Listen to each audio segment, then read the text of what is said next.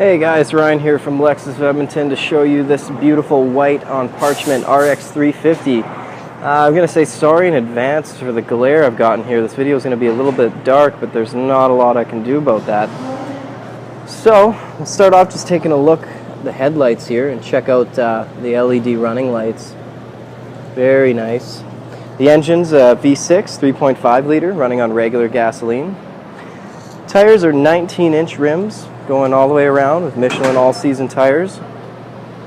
Checking out the mirror, we see the integrated turn signal. These mirrors are also equipped with a blind spot indicator that you can't really see. See it a little bit there. I'll demo it later on in the video. We'll turn it on, show you what it looks like. The mirrors are power folding, they're heated, they're power adjustable, and they save with your seat settings. Okay, now we're going to take a look inside the vehicle. So the doors are touch to unlock. The mirrors also fold out automatically. Come and look over the door panel first. Seat memory up here, power locks, power windows, mirror controls. A little bit lower down we have the flap here for stashing envelopes, letters, that kind of thing. We can also fit a water bottle back there. We like to mention on the RX 350 the contoured door frame design, where when it closes it's really well insulated from the road so the step up doesn't get dirty, so you're not going to scuff your pants or your shoes getting in and out of the car. This is an extra little feature. We'll take a look over here at the power seat settings. Included on this package are the lumbar support. Here we have a couple other buttons. We've got most notably the power trunk and the power gas cap. Down a little lower, the parking brake and the hood release. Over on the side here is your power tilt telescopic steering. Just going to get in the vehicle now. Shut the door and turn on the power so we can take a look at the features inside. So starting over on the left with the steering wheel, we have the steering wheel audio controls. These are obviously the volume. And then moving over here, this will select the different radio stations you're at or the tracks in your music. And the mode button will change you from satellite to AM, FM, stereo, CD player, that sort of thing. Over here we have the Bluetooth controls, call answer, call hang up, as well as the voice control. These buttons here will adjust this display screen and show you different ways of checking out your mileage and other information on the car. I'll just cycle through them so you can take a peek. So, useful little feature. I like to keep it on cruising range myself. This unit is also equipped with a heads-up display, so while you were driving you can see what gear you're in as well as the speed that you're going digitally. It's a little bit difficult to see, but if you look down there you should be able to see the 0 and the P for park. So that's in person much easier to look at. It's right there at a moment's glance without you even needing to take your eyes off the road. Very nice little feature. Hard to speed when you have that number right in front of your face. Now if we'll move on to the display screen here, you'll notice it's sunken really deep into the dash, so it serves a safety purpose really, so that when you're looking out at the road like this, it's a really quick little glance to take a peek at your nav screen or change your stereo, so you're always focused on the road with what you're doing. So this screen shows you lots of information about the car. It's mostly going to be on your map most of the time, but if I hit the menu button down here, we can switch from the map to the media and the radio, climate control, as well as system information, vehicle information, your Bluetooth and your phone settings. It's all controlled from right here. The way you navigate with this screen is with the Lexus remote touch system, which is this thing down here. It's basically like a mouse. You just set your hand on it and you move this around and it controls the cursor. So you can kind of see it. It just moves around like a mouse, really straightforward. When you're going to select a button, you'll notice it jumps onto the button like that.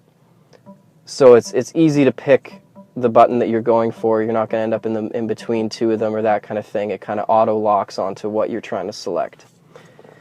Moving to the center console, we got the classic stereo controls here with your tuner and your power and volume. Also the CD player. Couple radio media buttons for shortcuts for getting to that on the display screen. The fan controls are here as well. This little button right here is your heated mirrors, as well as your rear window defrost. And the passenger temperature controls are on this side. Moving a little lower down, take a look at the shift knob. Sport mode with tap shift. Couple cup holders here, the wood grain trim. The driver and passenger heated and cooled seats are controlled from right here. We'll pop open the armrest. This little plastic piece pops out or slides back and forth. You can kind of do whatever you want with that. At the very bottom of what you're looking at there is the auxiliary power outlet. Up a little higher, the USB AUX is the inputs for your stereo, for your iPod or other portable device. Couple features on the passenger side worth mentioning: the lock and glove box, passenger door controls and window control, another flap and water bottle holder. And if we look up top, sunroof obviously, sunroof controls are here, the light, as well as a holder for your sunglasses. And the last little thing I want to show you guys is when you pull down the sunshade and you open that, the light turns on, light shuts off. And as far as the interior goes, this is a good run view of all the major features that you're going to be using on a day-to-day basis of this vehicle. Okay, now we're coming around the back end to check out a couple more features and take a look at the cargo area. So first thing I'll mention is it is equipped with a rear window wiper, and we like to hide them up here in the spoiler. And the purpose of that serves is it just doesn't get covered in snow or ice, so it always works. The trunk itself is powered, so there's a little button right here on the remote. Hold that down. Unlocks, beeps a couple times, opens up. We'll take a look around inside the cargo compartment. We've got the interior cargo cover here. Lots of space in here already, but if you'll notice on the sides, both sides have these handles here. And when I pull one of them, it'll pop down that rear seat and you got even more space. So you could do that with both sides and have a whole flatbed back here to stash with cargo and that kind of thing. Once you're done loading up, we got the button right here. Push that, closes down. Just a little tidbit about the design styling on the Lexus. The company uses something called the L finesse, where they use the Lexus L in the logo as many places as they can on the vehicle. You can see it in the corners of the chrome. You can see it in the tail lights.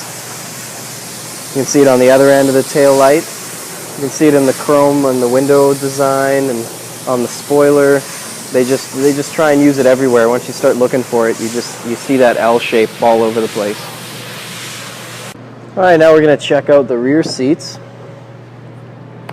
In the door panel, there's the lock and the power window, as well as a cup holder down there. The chairs have a little flap on the back. This unit's also equipped with the DVD player, also with inputs if you want to plug in like a gaming system or something like that on the back of both seats here. The controls for that are down here, showing you the volume as well as the inputs behind that panel and an extra AC power outlet. Rubber floor mats already installed. The seats have a recliner up right here, as well as if no one's sitting in it, you pull that back, it'll fall forward as was demonstrated with the cargo area video. These seats are also adjustable and they move forward and backwards, so if your passengers or your cargo needs more space, you have that as an option too. The middle seat rest comes down, and you got cup holders on this side, and a little storage space on this side. The remote also sits in here for the DVD player. The seats are 40-20-40 split, so you can have them up or down in any arrangement you want to make it work for whatever your situation is that day. Now we're going to make our way back over to the front of the vehicle. We'll take a closer look at the headlights this time, the LED running lights. Very nice, very strong. You're really visible in all weather conditions with those. Fog lights a little lower down. The grille that Lexus has for the 2013 model year has kind of been redesigned on all of the models. It's the new Lexus spindle grille with the bent-in sides as kind of the signature pattern of it. Now I've already got the hood pre-popped, so we're going to open that up and take a look at the engine compartment. So the first thing you notice when you open this up is it's covered. It's very clean and finished. The components are all covered with this plastic insulation here. Pops out with these little rivets when you need to take it off if it ever has to get boosted or when mechanics are doing work on it.